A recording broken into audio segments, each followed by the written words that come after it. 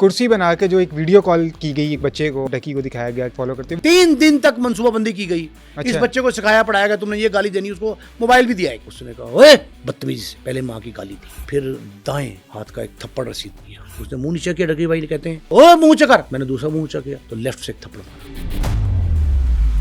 काश वो डकी की कमीज उठवा के देखते और देखते कैसे नील पड़े हुए और उसकी कमीज नीली हुई है। 780 का मुजरिम था जिससे इतना तशद्दुद किया गया। NCCI अपने तौर पे एक दहशतगर्द पकड़ बैठी थी डकी की शक्ल में।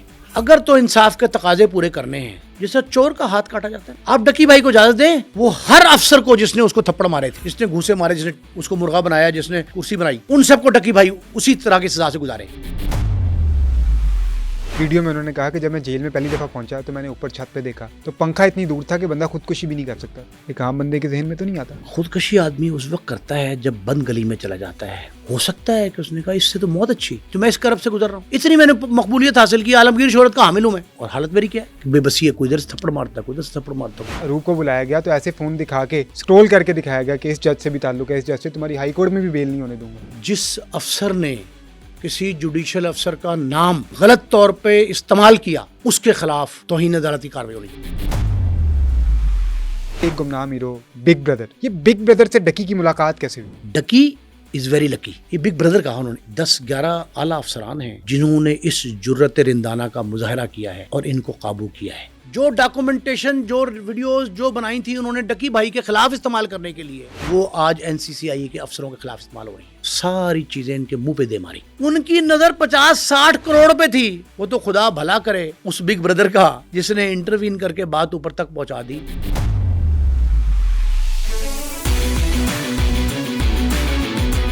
डकी भाई पर तशद्दुद कौन कौन करता रहा और किसके कहने पर करता रहा? बिग ब्रदर कौन है और उसकी मुलाकात डकी भाई से कैसे हुई, और अब डकी भाई का केस का क्या बनने जा रहा है, ये सब जानने के लिए आज का पॉडकास्ट एंड तक जरूर देखिएगा।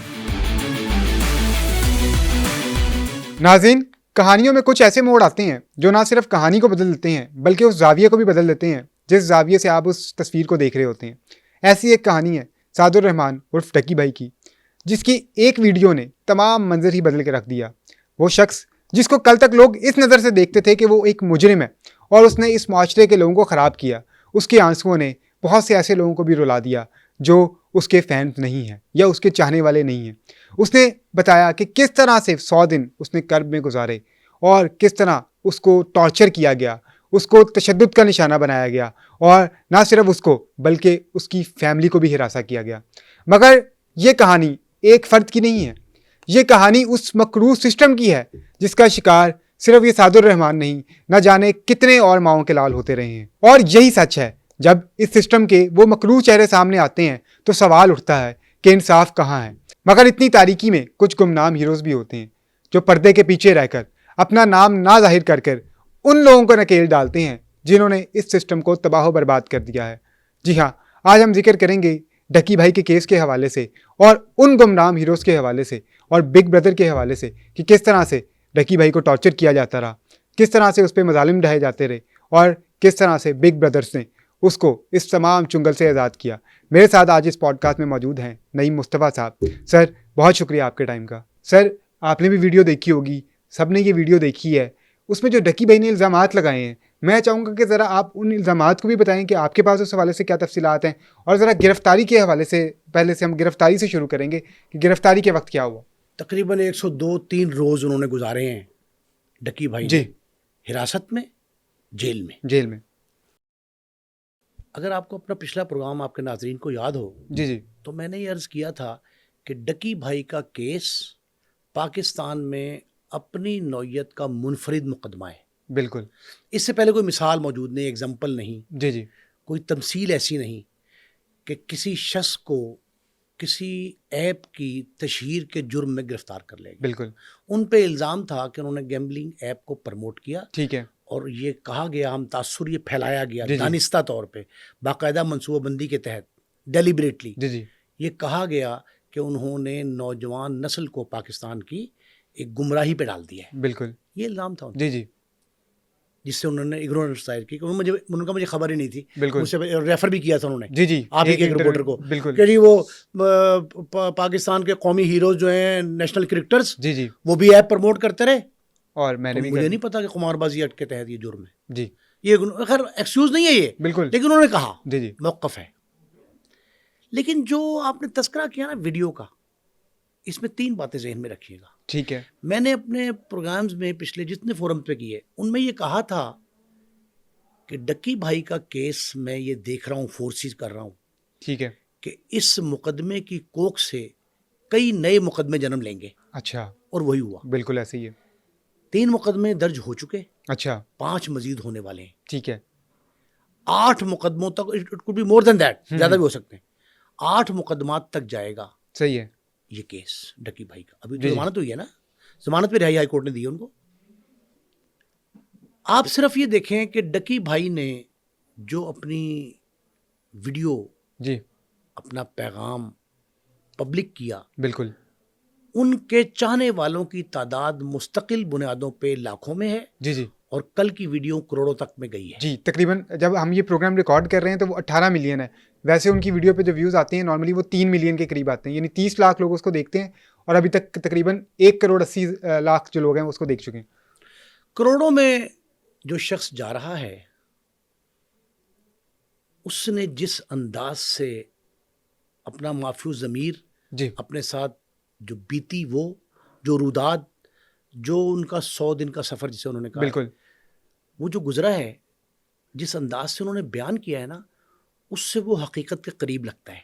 ठीक है मुझे नहीं पता वो कौन है, क्या है, हम्म, लेकिन मैंने उन्हें मिले, देखे, जांचे, पढ़े, लिखे बगैर जी जी ये कहा था कि वो जिस अंदाज का, जिस लेवल का सेलिब्रिटी है, उससे सिंपैथेटिकली डील करना चाहिए, मैंने कहा था। बिल्कुल और जहां मैंने ये कहा था, वहां मैंने कम्युनिकेशन के तमाम ज़राए, जितने ज़राए अबलाग जी हैं, जी सारे सामने रखकर ये कहा था कि डकी भाई के साथ इंसाफ नहीं हो पा रहा। ठीक है हमदर्दी जी जी एक हाथ हमदर्दी की है, बिल्कुल दूसरा उससे ऊपर जाए इंसाफ तो मिलना चाहिए ना, जी हर जी एक का बिल्कुल शहरी का हक है, उसे इंसाफ की फराहमी नहीं हो रही, एक ठीक ये है कहा था।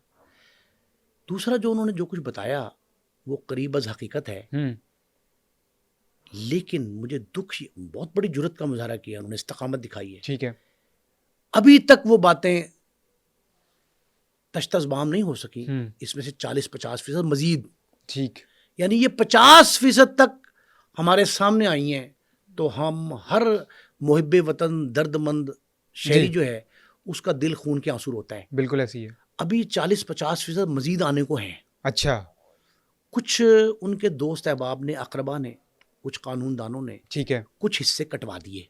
अच्छा उनमें एक पोर्शन का हम तस्करा कर चुके हैं आप ही के प्रोग्राम में, जो ADCR सियालकोट के, जी जी और उनकी डील जो हुई थी, मुलाकात के वाले से खबर आई थी। जेल की मुलाकात, चकवाल के, चक्री के, जी जी चकवाल ज़िला चक्री के जो स्टेशन है, जी सर्विस एरिया, सर्विस एरिया वहाँ जो कुछ डील हुई वो अभी नहीं सामने आई। ठीक है 2 बातें।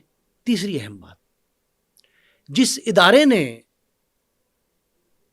इसको अनर्थ किया, ठीक है उस इदारे में से सिर्फ एक शख्स को तमसील के तौर पे बिग ब्रदर कहा, बिग ब्रदर्स, बिल्कुल बिग ब्रदर्स ये बिग ब्रदर कहा उन्होंने, एक जी भाई। जी ये 10 से 11 भाई हैं, अच्छा 10-11 आला अफसरान हैं, ठीक है जिन्होंने इस जुर्रत रिंदाना का मुजाहरा किया है ठीक है और इनको काबू किया है। सही जो कुछ उसने बताया डकी भाई ने, जी जी ये हम 80s में जब क्राइम रिपोर्टिंग करते थे, तो 80s की दहाई में ये पुलिस के टॉर्चर के तरीके थे। किसी को हाथ ऊंचे करके जी, कुर्सी जी। बना के, घुटनों के वजन पे कुर्सी बना के बिठा देना, मंजी लगा देना, ठीक है, जी छतरौल रिवायती करना, चित्र भी होता था पुलिस का रिवायती छत, ये उस दौर के थे। अब जदीद तकाज़ों से हम आहंग 3rd डिग्री मेथड मौजूद है, लेकिन ठीक इस है। तर्ज का नहीं है जो इन्होंने अपनाया। पाकिस्तान की तारीख का ये मुनफरिद केस था जी जो इससे पहले मौजूद नहीं था। बिल्कुल गैम्बलिंग ऐप ऐसी है एक इनफरादियत। दूसरी इनफरादियत, ऐसे लगता है, मैंने जुमला आपके प्रोग्राम में कहा, जी जी ऐसे लगता था कि NCCIA के हवाले एक सोने की चिड़िया लग गई है। बिल्कुल और वो ये समझ बैठे कि सादुर रहमान जुल्फकार उर्फ डकी भाई पहला और आखिरी मुकदमा है, अच्छा। इसके बाद कुछ नहीं आना। लेकिन बहुत सारे और भी तो यूट्यूबर्स थे जिनको नामजद किया गया था, जिन पे FIR हुई थी। इसमें रजब भट्ट आता है। 27 लोग थे, रजब भट्ट, सिस्टोलॉजी, जी, जी। पतलू, फलां, ये सारे के सारे 27 नोटिस गए थे। जी जी फैसलाबाद से थे, ठीक है। पिंडी से थे, कराची से थे, लाहौर से थे। हम्म इनमें सबसे ज्यादा लाहौर के थे, 13-14। बिल्कुल ऐसी है। डक्की भाई तो ये भी इल्जाम लगाते रहे कि नोटिस मौसूल ही नहीं हुआ। डक्की भाई की पॉपुलैरिटी किस बुनियाद पे है कि वो मीडिया इन्फ्लुएंसर है, जी, टिकटॉकर है, टिकटॉकर हैं, यूट्यूबर हैं। जो भी है। उनको पहले इस तासुर को जायल करना था, NCCI ने बड़ी होशियारी दिखाई। जी जी इस तासुर को जायल करना कि जी वो एक यूट्यूबर हैं, उनके फॉलोअर्स की तादाद लाखों में है। जी जी इस तासुर को जायल करने के लिए कतार अंदर कतार यूट्यूबर्स को रिपोर्टर्स को जी बुला के लाहौर के NCCI ऑफिस गुलबर्ग वाले में ठीक है। बिठाया जाता था। हम्म मैंने आपको एक प्रोग्राम में कहा था कि मैंने एक उनके स्टाफ सर से पूछा जी जी कि भाई ये कतार अंदर कतार आपने बिठाए हुए हैं। कहता जी इनको आज वक्त मिल जाएगा तो ठीक है, वरना कल आएंगे, परसों आएंगे, 7 दिन तक की बुकिंग है। मैंने कहा साहब क्या करते हैं, सिर्फ इंटरव्यू देते हैं, काम भी करते हैं। और उन लोगों को भी इंटरव्यू देते थे जिनका सहाफत से कोई ताल्लुक ही नहीं है, जो गली मोहल्ले के यूट्यूबर। जी। चले, हमें कोई इतराज नहीं इस पर, लेकिन मेरा ख्याल है ये जो छुप छुपा के काम हो रहा था, यूट्यूबर एक शख्स पकड़ा डकी भाई, उसके केस पर जो अंदर खाते जो उन्होंने डील करनी थी, जी जी वो चाहते थे कि YouTuber media, electronic media, main stream जो है या डिजिटल सोशल, वो इस पे गालिब आ जाए और किसी को पता ना चले कि हम अंदर खाते क्या छुरी मारने वाले हैं। सही। फिर मेरे पास एक ऐसी फहरिस्त भी आई कि जो बुलाए गए थे इंटरव्यू के लिए, उनमें कुछ रकूम तकसीम भी की गई। अच्छा। मैंने जो गुफ्तगू की थी ना, वो मुझे पूछ रहे थे कल के जी वो आपके रेफरेंस दिया है डकी भाई ने? जी, आपकी वीडियो का रेफरेंस भी दिया मेरे उन्होंने। वीडियोस के प्रोग्राम्स मुख्तलिफ चैनल्स जी, के, जी। उनका रेफरेंस दिया और कई बार दिया। मैंने कहा उनकी मेहरबानी है, शुक्रिया उनका, लेकिन मैंने सारी बातें कोई गवेड़ में नहीं कही थी, जी कोई ऐसे कबल वक्त अफशा नहीं की थी। मैंने हालात को देख के और कुछ हक़ाइक़ जो दस्तावेजी सबूत के साथ मुझ तक आए थे, उनको मैंने थोड़े से मख्फी अंदाज में बयान किया था। ठीक है। और मैंने जो कहा था नए मुकदमात जन्म लेंगे, उसका इशारा यही जी, था जी, कि ये बिल्कुल। फंस। अब आप बदकिस्मती अलमिया देखें इन अफसरों का जिन्होंने हाथ साफ करने की कोशिश की डकी के असासों पे, और ये बात बताता हूँ कैसे असासे उन्होंने ठीक है हाथ से छीने। जी जी जो कोशिश की डकी भाई पे, उन्होंने जो डकी भाई के इल्ज़ामात जो लगे थे, जी, जी। उन इल्ज़ामात को दुरुस्त साबित करने के लिए, डकी भाई की गर्दन दबोचने के लिए, असासों पे हाथ डालने के लिए, जेबें खाली करने के लिए जी जो तरीक़ाकार NCCI वाले अपना रहे थे, ठीक है। वो उसी जाल में फंस गए। जो डॉक्यूमेंटेशन, जो वीडियोस जो बनाई थी उन्होंने डकी भाई के खिलाफ इस्तेमाल करने के जी, जी। लिए, वो आज NCCI के अफसरों के खिलाफ इस्तेमाल हो रही है। सही। कुछ 17 रोज़ कहते हैं, कुछ 21-23 रोज़ कहते हैं। पिंडी में, इस्लामाबाद में ज़ेर हिरासत रहे एक इदारे के, ठीक है। जिन्होंने पकड़ा था इनको, जी जी उनके ज़ेर हिरासत रहे थे, उन्होंने सारी चीज़ें इनके मुंह पे दे मारी। फिर इनसे जबरी इस्तीफ़ा भी लिया गया, सही। इस्तीफ़े दिए उन्होंने। जी कुछ बाहर जाने की कोशिश में, खुदा ना करे कि ऐसा हो, कुछ अपने वीज़े प्रोसेस करवा रहे हैं। FIA जी, वाले जी। लोग हैं, इनके ताल्लुकात तो होंगे इमिग्रेशन बिल्कुल। में, ये कोशिश कर रहे हैं, लेकिन मेरा ख्याल ऐसा नहीं होगा। नो फ्लाई लिस्ट में उनका नाम डाल दिया है। ठीक है। अब आप अंदाज़ा लगाएं कि वो कहते हैं कि मुझे बुलाया एडिशनल डायरेक्टर के कमरे में, उसने कहा ओए बदतमीजी से, जी पहले माँ की गाली दी, फिर दाएं हाथ का एक थप्पड़ रसीद किया, उसने मुंह नीचे किया। डकी भाई ने कहते हैं, वो कहते हैं मेरा पहला तजर्बा जी, था, जी। मैं तो ना किसी के तफ्तीश में रहा, ना थाना देखा ना कचहरी गया। उसने कहा मैंने मुंह नीचे किया, ओ मुंह ऊंचा कर, कहता पंजाबी मुझसे गुफ्तगू करते। ठीक है। मैंने दूसरा मुंह ऊंचा किया तो लेफ्ट से एक थप्पड़ मारा। जब मैंने लेफ्ट से शर्मिंदगी के मारे, जी जी अलमिया है ये, और ये बड़ी खौफनाक दास्तान है पाकिस्तान की तारीख में। उसने कहा मैंने फिर दूसरे थप्पड़ पे नीचे किया मुंह, तो पीछे एक लहीम शहीम 6 फुट का खत वाला बदला खड़ा था, उसने उसका हाथ भी खासा बड़ा था जी उस जोरदार पीछे से थप्पड़ मारा। कहते मेरा दिमाग घूम गया। अब ये जुल्म जो है, इस जुल्म का आपने अल्लाह के पास तो हिसाब देना था, बिल्कुल ऐसी है। लेकिन निज़ाम अदल देखें अल्लाह का, कि आप अपने दाम में सयाद आ गया। जी वो जो दाम उन्होंने जाल फंसाया था, ठीक है। बिछाया था, उसमें खुद ही फंस गए। उसमें खुद फंसे, इस हद तक फंस गए कि सारी कहानी बता दी। जी, वो कुर्सी बना के जो एक वीडियो कॉल की गई एक बच्चे को और वो डकी को दिखाया गया कि ये देखो तुम इसको फॉलो करते हो, वो क्या कहानी है? ये कहानी यही थी कि ये कहा जा रहा था कि जो लोग आपके फॉलोअर्स हैं, जी आपकी जो फ्रेंडशिप है, आपको चाहने वालों की तादाद जो है, अब आप देखें हम ऐसा काम करेंगे कि आपसे वो कितनी नफरत करते हैं। ठीक है। 3 दिन तक मनसूबाबंदी की गई। अच्छा। इस बच्चे को सिखाया पढ़ाया गया, तुमने ये गाली देनी, उसको मोबाइल भी दिया एक। अच्छा हाँ, मुझे पूरी कहानी का पता है। ठीक है, यानी ये ट्रेंड बच्चा था। ट्रेंड बच्चा।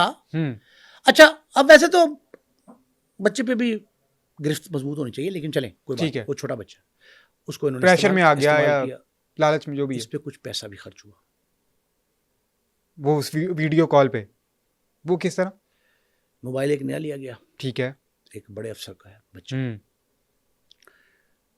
उसे पढ़ाया सिखाया गया, ठीक है। ट्रेनिंग की गई उसकी, उसको लालच दिया गया, मोबाइल उसी को दे दिया गया। काफ़ी महंगा मोबाइल है, i9 का i10 के आ गया है, ठीक है। वो मोबाइल है। अब उसके साथ साथ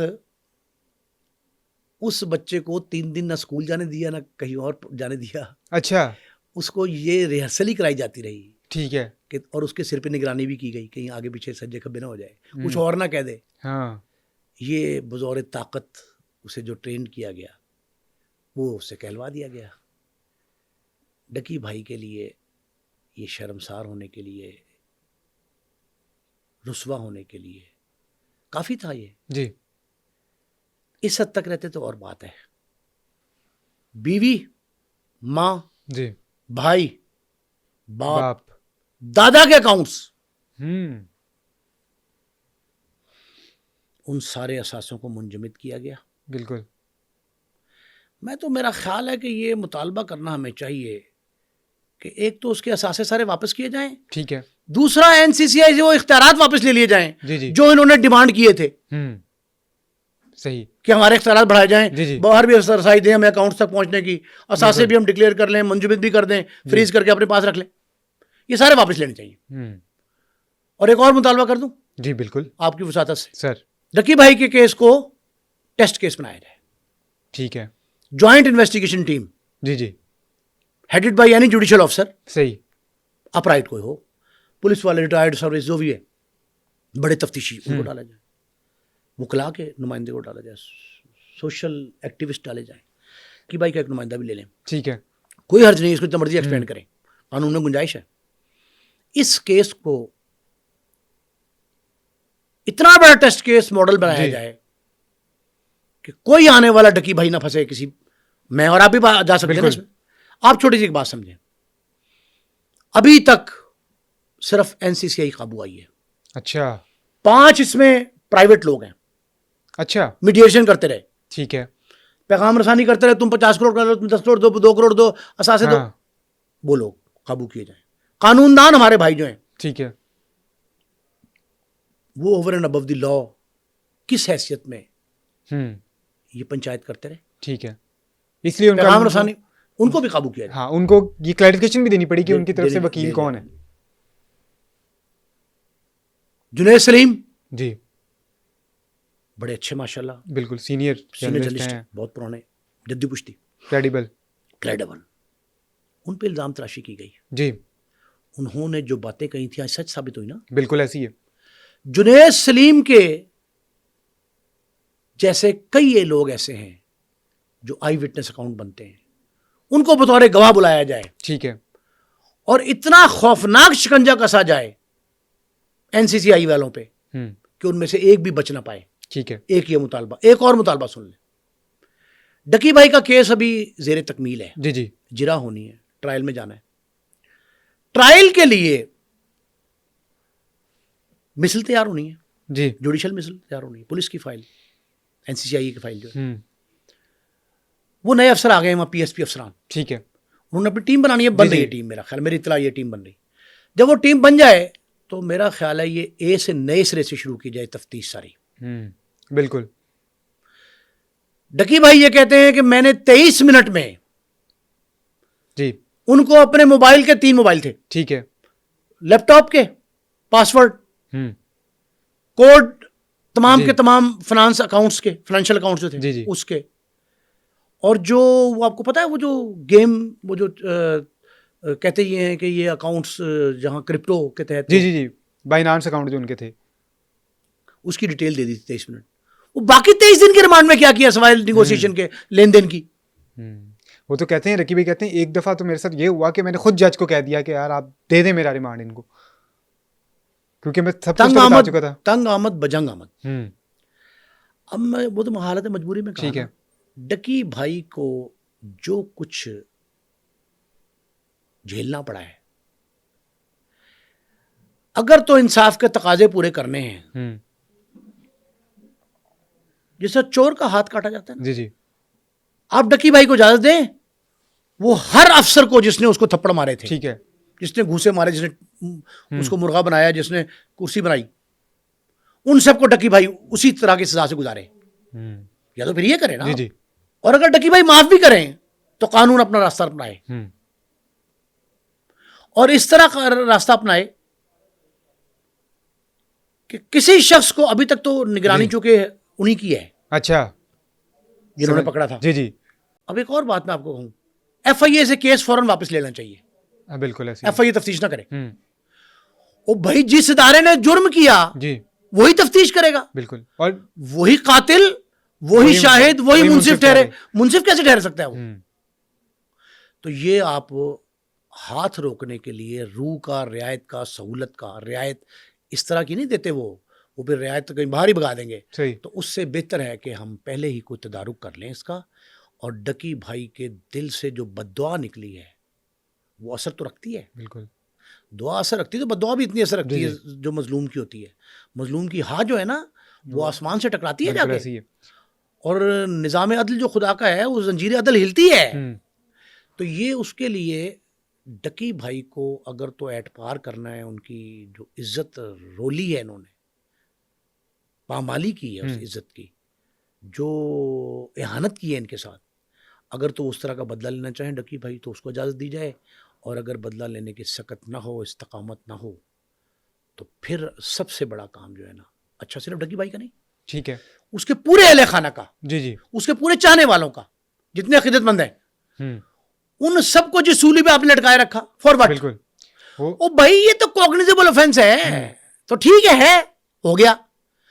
अब जब आपने उसको काबिल दस्तंदाजी पुलिस जुर्म करार दे दिया तो कानून अपना रास्ता अपना है ना, फिर आप उसको गर्दन दबोच के घर वालों को तंग करके बुला के गैर कानूनी तौर पे उनसे क्या लेना चाहते हैं? रकी ने इल्जाम लगाया कि अरूप जतोई जब पहुंची, उनको कहा जी मुलाकात के लिए बुलाया गया, जब मुलाकात के लिए पहुंची तो उसको, क्योंकि वो प्री अरेस्ट बेल उन्होंने ली थी, उनका कानूनी हक था, उनको कहा गया तुम बहुत बेल कराती फिर रही हो, हम तुम्हें फिर भी गिरफ्तार कर सकते हैं, नई दफा लगा सकते हैं, नई दफा लगा सकते हैं तुम्हारे वो साथ। भाई जब उसने कहा ना मेरे पास इतने पैसे नहीं है जी जी, और मैं साइन क्यों करूं, ये ट्रांसफर जो करा रहे हैं आप मेरे असासे, जी जी, तो उसे पता कहा जो मीडिएटर था, इसलिए मैं कह रहा हूं मीडिएटर पे काबू करें। बिल्कुल, मीडिएटर से कहा कि यार तुम्हें नहीं पता इसने सज्जे खब्बे 50-60 करोड़ रुपए रखा हुआ है छुपा के। अच्छा, ये रिकॉर्डिंग पे बात है, रिकॉर्ड है। बिल्कुल, उनकी नजर 50-60 करोड़ पे थी, वो तो खुदा भला करे जी उस बिग ब्रदर का जी, जिसने इंटरवीन करके बात ऊपर तक पहुंचा दी और इन पे शिकंजा कसा गया, वगरना इन्हें तो सोने की चिड़िया जो मिली थी वो किसी ना किसी तरीके से ज़िबा करना चाहते थे, और उसको ज़िबा करके उसको इतना निचोड़ना चाहते थे। अच्छा, अब ये पुराना तरीका है तफ्तीशियों का कि जी वो कोशिश करते हैं कि मौत दिखाएं, ठीक है, ताकि दूसरा बुखार मान ले। 50-60 करोड़ कहा, 60 लाख एक लिए, 36 लाख एक लिए, फिर मजीद मांगे जो तकरीबन 9.5 करोड़ बनते। सर वो भी तो पैसे ऐड आपने बल्कि कर ही दिए जो क्रिप्टो के अकाउंट से ट्रांसफर किए गए अपने अकाउंट में। अब आप मुझे ये बताएं कि वो जो अकाउंट ट्रांसफर हुए जी, मेरा नहीं ख्याल कि वो फर्द मकबूजगी जो रिकवरी मेमो बना है उसका, ठीक है, अभी तक नहीं बना जी जी, कानूनी तौर पे कुछ लिखवा लिया है उन्होंने, जिन्होंने जेर हिरासत रखा था पिंडी में इनको, ठीक है, उन्होंने लिखवाया है इनसे, लेकिन अभी तक उसकी बाज़ाब्ता फर्द मकबूजगी नहीं बनी, ठीक है, और मैं नहीं समझता कि कौमी खजाने में जमा कराए गए। अच्छा, एक चीज और मैं यहाँ पूछना चाहूंगा, डकी ने तो इल्जाम लगाया कि वो जो $3.5 लाख थे वो ट्रांसफर किए गए, लेकिन सुनने में ये आ रहा है, आपकी खबर है कि कोई प्रॉफिट भी लिया गया उन पे 7 दिन, उसके बाद उसको ट्रांसफर किया गया। भाई ये उसके जो भी तरीका होता है जी क्रिप्टो करेंसी का, जी जी, ट्रेड की जाती है उसमें। ट्रेड वो करते रहे, ये एक हफ्ते तक उसका प्रॉफिट लेते रहे, उसके अच्छा। नाम पे ट्रेड करते रहे। ये भी जो है ना मनी लॉन्ड्रिंग है, हम्म, ये भी मनी लॉन्ड्रिंग के जुम्रे में आती है। ठीक है। एक और मैं आपको बात अहम बताऊं, इन्होंने जितने अकाउंट्स थे वो सारे जब कहा ट्रांसफर करो, हम्म, तो डकी भाई ये कहते हैं, उन्होंने अपनी वीडियो में बताया कि मैंने इनसे पूछा कि क्या ये अकाउंट नंबर जो आप दे रहे हैं, जब मुझे ट्रांसफर करना है, क्या ट्रांसफर करने को कह रहे हैं, क्या वो स्टेट बैंक का है, ठीक है। क्या वो नैब का है, क्या वो एंटी करप्शन का है, क्या वो एनसीसीआई का, फेडरल गवर्नमेंट का है? मैंने कहा जी वफाकी हुकूमत का नहीं है, सूबाइयों का, पंजाब का, खैबर का, बलूचिस्तान का, सिंध का, किसी का है? नहीं, तो किसका है? सही। उसने कहा प्राइवेट अकाउंट है। उन्होंने कहा मैं प्राइवेट अकाउंट में अपने हिसाब से क्यों दूं, फॉर व्हाट? जी। जब यहाँ रुकावट पैदा हुई ना, जब वो अकड़ गए, वकील ने उनका कहा था, जब ये रुकावट पैदा हुई तो उस रुकावट के बाद एक नया मौकफ लिया गया इनकी बेगम को बुला के कि हम इसकी जमानत कैंसिल कर रहे हैं और ये पकड़ी जाएगी, खूब गुजरेगी, जो मिल बैठेंगे दीवाने दो, तुम दोनों इकट्ठे हो जाओगे और ये जो है ना हम इसको भी गिरफ्तार कर लेंगे। ठीक है। तो उन्होंने फिर एक तीसरा बंदा फिर बीच में पड़ा, मीडिएटर, उसने कहा जी जान छूट सकती है आपकी। उन्होंने कहा वो तरीका क्या है? उन्होंने कहा तरीका बड़ा आसान है, कि आप इस पर साइन कर दो। उन्होंने कहा मैं तो साइन नहीं करूंगा, मुझे बताया जाए। उसने कहा फिर मौकफ इन्होंने बदला तीसरे मरहले में। तीसरे मरहले में मौकफ ये बदला, 3 किस्तें चल रही हैं। तीसरी किस्त में मौकफ ये आया कि एनसीसीआई वालों ने कहा कि ये जो आप भेजेंगे ये हम अमानतन रख लेंगे, ठीक है, आपको सहूलत देने की खातर, जी जी, अपनी कारकर्दगी शो करने की खातर कि एनसीसीआई ने ये बरामद कर लिया, ठीक है, फिर हम आपको रिटर्न कर देंगे। जी जी। उन्होंने कहा इस बात की गारंटी क्या है कि रिटर्न हो जाएगा? ये रिटर्न वाली बात रिकॉर्ड कर ली गई। ठीक है। जब ये रिकॉर्ड हुई तो उसमें 3 जुमले थे, ठीक है, कि इन्होंने MI, ISI, पाकिस्तान आर्मी, अफवाज पाकिस्तान, जी जी, उनके नाम पर, उनके कंसर्न खुफिया इदारों के नाम पर, एजेंसियों के नाम पर इन्होंने इनको डरावा दिया है और उनसे पैसे निकलवा रहे हैं। एक दूसरा ये कहा जी कि आप ये जो असासे तकरीबन 9 करोड़ 76 लाख के 72 लाख के बनते हैं, ये मुंतकिल कर दो प्राइवेट नाम पे। ठीक है। 2 और तीसरी बात ये कि हम आपको रिटर्न कर देंगे। इस बात पे शिकंजा कस दिया गया इन पे। और उस ये वीडियो सारी जो है ना, उनमें एक कर्बनाक वीडियो है जिसका तस्करा किया उन्होंने, बड़ी हल्की सी उसकी झलक दिखाई है। जब ये मुलाकात करवाई गई ना शीशे के आर पार बैठ, जी जी, उधर बीवी, माँ, भाई और एक दोस्त, इधर ही अकेले, वो ऐसे कर्बनाक मनाजिर हैं। यहीं से मुझे एक चीज़ याद आई। उसी वीडियो में उन्होंने कहा कि जब मैं जेल में पहली दफ़ा पहुंचा तो मैंने ऊपर छत पे देखा तो पंखा इतनी दूर था कि बंदा खुदकुशी भी नहीं कर सकता था। खुदकुशी का ख्याल एक आम बंदे के जहन में तो नहीं आता। खुदकुशी आदमी उस वक्त करता है जब बंद गली में चला जाता है, कोई रास्ता उसको दिखाई नहीं देता, वो मौत को गले लगाता है। सबसे मुश्किल काम है ये। It is very dangerous, very difficult as well, most difficult. इन्होंने, हो सकता है कि उसने कहा इससे तो मौत अच्छी, इससे तो मौत अच्छी है फिर जो मैं इस करब से गुजर रहा हूं। इतनी मैंने मकबूलियत हासिल की, आलमगीर शोहरत का हामिल हूं मैं, और हालत मेरी क्या है? बेबसी है, कोई इधर से थप्पड़ मारता, कोई इधर से थप्पड़ मारता, कोई पीछे से मारता। आप जब बेकसो बेसहारा हो जाते हैं, चारों तरफ से दीवारें, दरो दीवार जो है वो कफल दिखाई देते हैं, कोई रास्ता आपको जिंदगी में दिखाई नहीं देता, फिर आप मौत का रास्ता अपनाते हैं। तो डकी भाई ने इनके इस हद तक जुल्म थे, उस जुल्म, नावी के जुल्म जो है, उससे तंग आकर इसने ये रास्ता अपनाने की कोशिश की होगी, मुमकिन है। सही। तो वो जो मामलात थे सारे के सारे, वो डकी भाई ने 50% से कम बताए हैं। ठीक है। 50% से मजीद बाकी हैं। मैंने कुछ शवाहिद इकट्ठे कर लिए हैं, कुछ मैं कर रहा हूँ, और मैं आपको वो तफसीलात आपके नाजरीन के गोशगुजार करूंगा कि किसने कितने पैसे लिए, ठीक है, इस बहती गंगा में किसने कितने कितने का हाथ धोया। 2 बातें। तीसरी बात कि ये खुदा के निज़ाम अदल में आए कैसे, फंसे कैसे, किस तरीके से काबू किया। खुदा उनका भला करे जिन लोगों ने डकी भाई को इस बेआसराई जिंदगी में सहारा दिया। ठीक है। और दूसरा, ये आवाज उसकी जो जुल्म सह रहा था, वो जुल्म की दास्तान रावलपिंडी तक का सफर करके वहां पहुंची, और जिसने पहुंचाई उसको बिग ब्रदर कहा। ठीक है। वो बिग ब्रदर्स जितने हैं वो सारे के सारे जो हैं उनको सलाम अकीदत पेश करना ठीक चाहिए है। और उनका ये शुक्रिया अदा करना चाहिए कि उन्होंने किसी और डकी भाई के इस हशर का रास्ता रोका है। ठीक है। जो हशर डकी भाई का जी हुआ जी उसका रास्ता रोका है। लेकिन ये जो बात कही जा रही है ना आज तक जी जी कि जी अमाउंट इतनी थी, अमाउंट फलां थी, ये सारी तय हो जाएगी नए मुकदमे की मिसल में। ठीक है। और ये मुकदमा पैरेलल चल रहा है। जी जी एक वो मुकदमा जो एनसीसीआईए के खिलाफ है, एफआईए ने FIA खुद दर्ज किया जी जी इस्लामाबाद में। दूसरा मुकदमा जो डकी भाई के खिलाफ है, एनसीसीआईए ने दर्ज किया अपने जी जी थाने में, ये वाला ऐप वाला। ऐप वाला। तीसरा मुकदमा मनी लॉन्ड्रिंग का होगा। चौथा मुकदमा इख्तियारात से तजावुज़ का होगा। वो भी हर एफआईए एक दफ़ा लगी हुई है। जी जी लेकिन ये जो एमआई, आईएसआई और इनका नाम लिए गए, इसका भी मुकदमा होना चाहिए। बिल्कुल इन मुकद्दस इदारों का नाम लेकर किसी को भत्ताखोरी का मुकदमा होना चाहिए। बिल्कुल बहुत बड़ा भत्ताखोरी का केस है ये। जी जी ये सारे वाकयात फिर इसकी वाकयात के तसलसल में जो कोख से जन्म लेने वाले मुकदमात हैं, फैसलाबाद का है, गुजरांवाला का है, जी पिंडी का है और लाहौर के 3 और हैं। जी इन सारे मुकदमात पे असद साहब ये जब तफसीलात सामने आएंगी तो एनसीसीआई पर एक ज़रबे कारी लगेगी। ठीक है। और मैं ये समझता हूँ कि अब इख्तियारात वापस लेने के बजाय अगर ये एनसीसीआई ऐसा वफाकी हुकूमत का इदारा, एजेंसी बन गई जी जो बेलगाम हो गई है, तो मेरा ख्याल इसको डिसमेंटल कर देना चाहिए। सही। इसका नाम बदल देना चाहिए। लोगों में इसका तासुर बहुत ख़राब हुआ है जी और एक ही केस को वो पहला और आखिरी समझ के बिल्कुल डील कर रहे थे और अपनी जेबें भर रहे थे।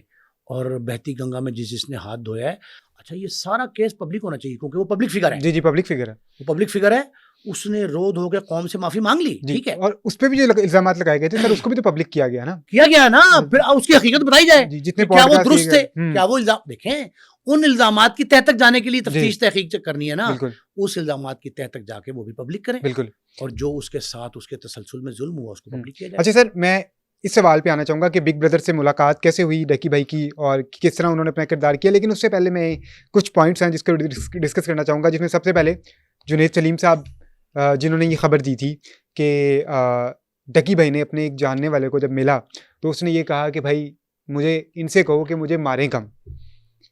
और इस खबर के ऊपर जब एक डॉक्टर ने पूछा सरफराज चौधरी साहब से तो उन्होंने उसको डिनाई किया और बाद में वो डॉक्टर मुख्तलिफ पॉडकास्ट में बैठ के इस चीज़ को डिफेंड भी करता रहा कि डकी भाई पे तशद्दुद नहीं हो रहा। खैर, लेकिन हकीकत सामने आ गई। डॉक्टर उमर आदिल, क्योंकि वो वहाँ पे रह के आए और उनकी मुलाकात भी रही डकी से। इरशाद भट्टी साहब मिलने गए डकी से और दूर से खड़े होकर उनसे मुलाकात करवाई गई। 4 सवाल पूछे गए कि डकी तुम ठीक हो? उसने कहा जी। क्या तुम पे तशद्दुद हुआ? उसने कहा नहीं। इसी तरह के 2 सवाल, सरफराज चौधरी साहब ने तुम्हें जो है वो मोटिवेट किया या तुम्हें कोई लेसन दिया? उसने कहा जी मुझे दिया। तो ये सवाल पूछे गए, लेकिन डॉक्टर उमर आदिल ने उस पर जो जुमला कहा कि काश वो डकी की कमीज़ उठवा के देखते और देखते कैसे नील पड़े हुए और उसकी कमीज़ नीली हुई है। और जो डकी ने सारा बताया, इससे तो ये तासुर जाता है कि 780 का मुजरिम था जिससे इतना तशद्दुद किया गया। ये तो वो लोग हैं जिनसे दानिस्ता या गैर दानिस्ता तौर पे कुछ अल्फाज ऐसे निकल गए जो किसी ना किसी तरह किसी की दिल आज़ारी हुई। या बात ये है कि ये एनसीसीआई अपने तौर पे एक दहशतगर्द पकड़ बैठी थी ठीक है की शक्ल में।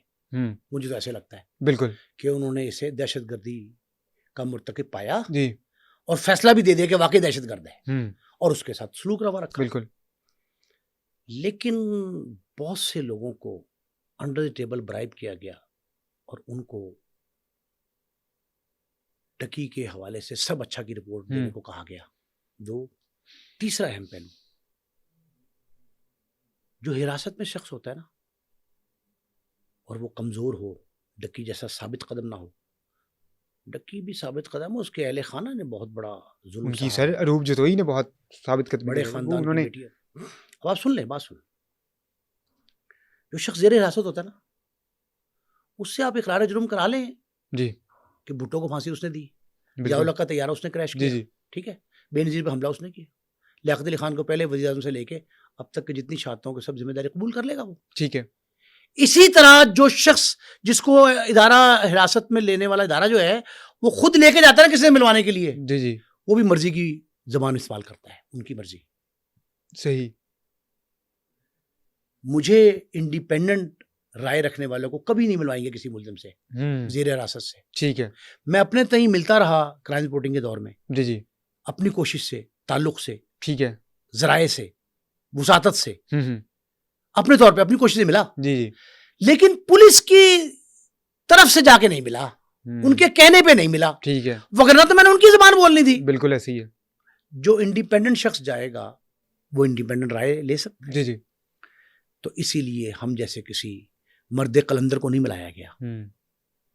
जिन लोगों को बुलाया गया वो वहां नहीं पे वहां के निकाले हुए तो हैं। ठीक है तो जी। उनके ही होंगे ना साथी कच्चे बच्चे।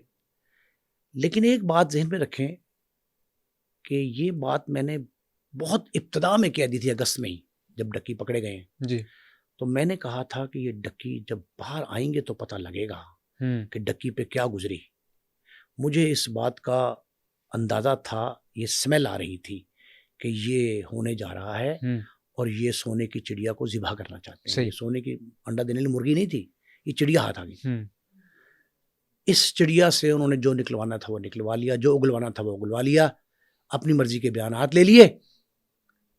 अब ये समझते थे कि सब कुछ छुप जाएगा, ठीक है, दफन हो जाएगा। लेकिन खुदा की लाठी जो है वो बेआवाज़ है। वो निज़ाम अदल जो है ना, अदल है अल्लाह की पहली खुसूसियत, खासियत, अव्वलीन तरजीह है उसकी। आप जब निज़ाम अदल के खिलाफ कोई ऐसा काम करते जिस पे निज़ाम अदल को चोट पड़ती हो तो फिर खुदा की बेआवाज़ लाठी हरकत में आती है। बिल्कुल। अब इस हवाले से मैं आपको एक जुमला बताने लगा हूँ जो आप अपने इसके थंबनेल में इस्तेमाल कर सकते हैं। सही। डकी इज़ वेरी लकी। अच्छा, सही।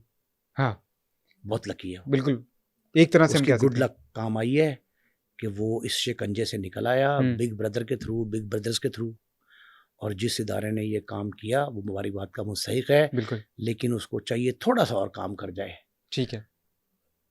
कई हवालातों में, कई थानों में, कई सेंटर्स में, मुख्तलिफ एजेंसियों के इदारों के बहुत से लोग पड़े हुए हैं। हर एक को डकी समझ के उनका हाथ थाम ले जी। और जिन लोगों ने उस पे किसी और डकी पे जुल्म किया है उनका हशर भी NCCI जैसे लोगों का कर दें तो मेरा ख्याल है ये पाकिस्तान पर सबसे बड़ा एहसान होगा उनका। बिल्कुल। अब सर वही गुमनाम हीरोज जिनकी वजह से पाकिस्तान में दहशतगर्दी खत्म हुई, जिनकी वजह से पाकिस्तान में अमन आया, और अगर आज हम चैन की नींदें सोते हैं तो वो गुमनाम हीरोज हैं जो अपनी ड्यूटी सही तरीके से सर अंजाम देते हैं, अपनी जान की कुर्बानियां भी देते हैं।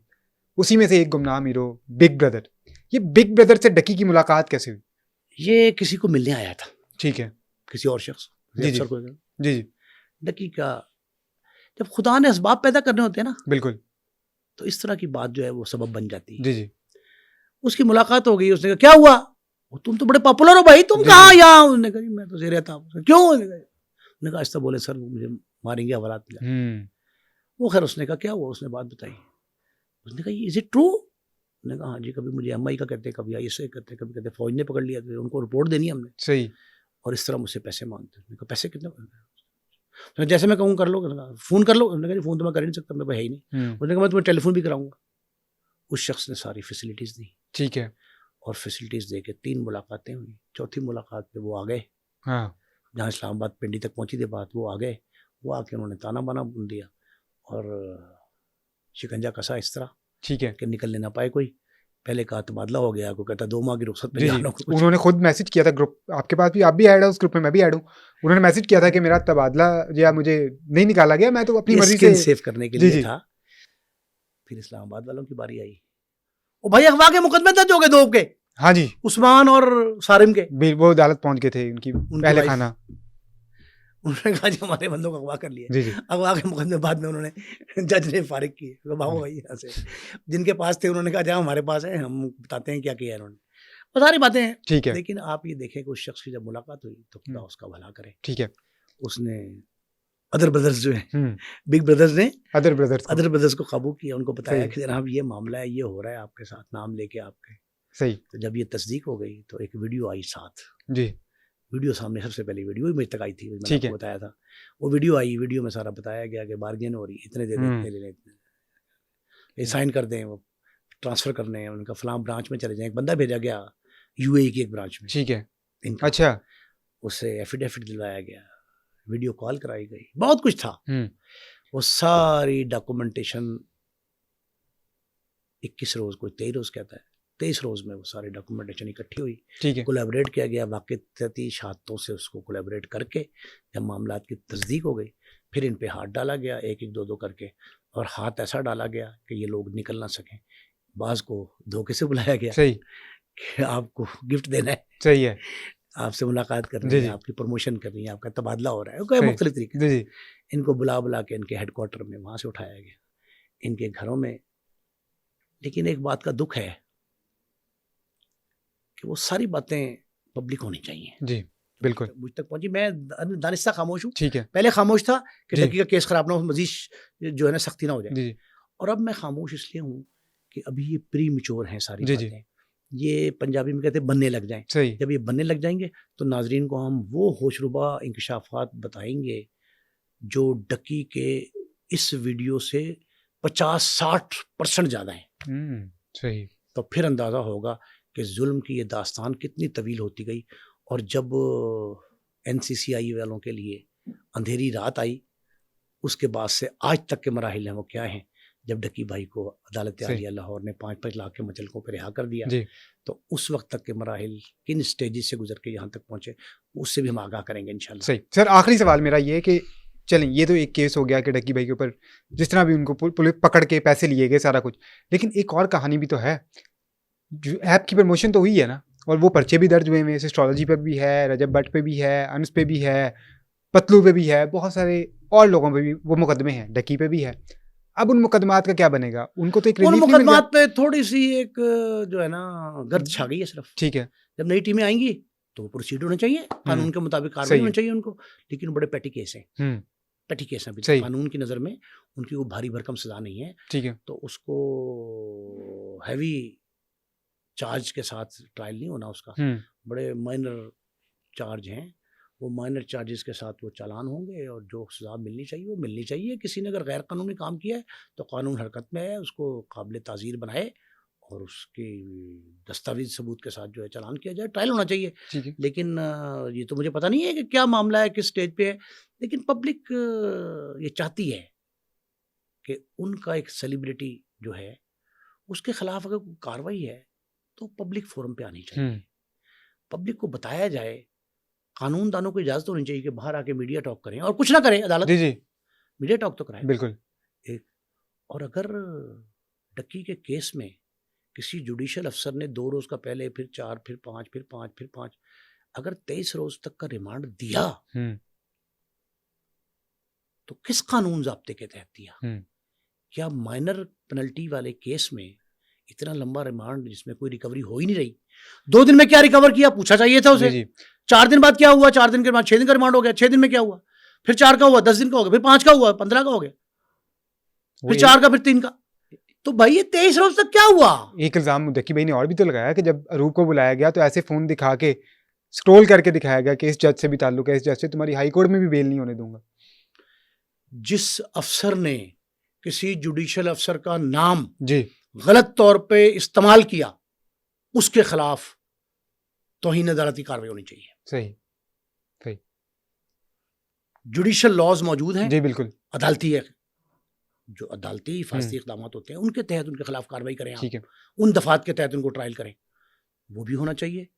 और ये सारी बातें ऑन बोर्ड लेके, मैंने कहा हर फरीक जो है जी, उसको ऑन बोर्ड लिया जाए, उसके मुताबिक किया जाए, और जो बाकी जो नोटिस सर्व हुए थे डक्की भाई के साथ साथ जी, रजब को, एस्ट्रोलॉजी को, सबको, पतलू को, फलां को, जितने भी हैं।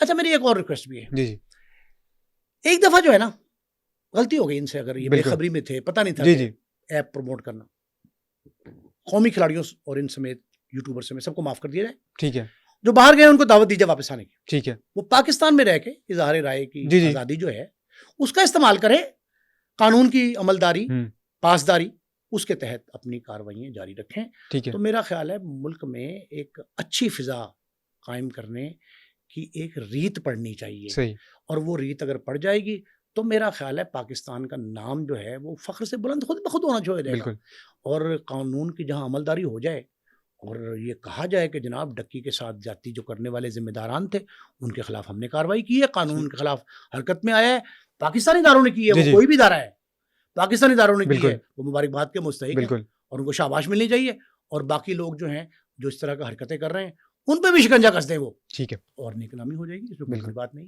सर, बहुत शुक्रिया आपके टाइम का। नाज़रीन, ये था पॉडकास्ट आज का। मुझे दीजिए इजाज़त। अल्लाह हाफ़िज़।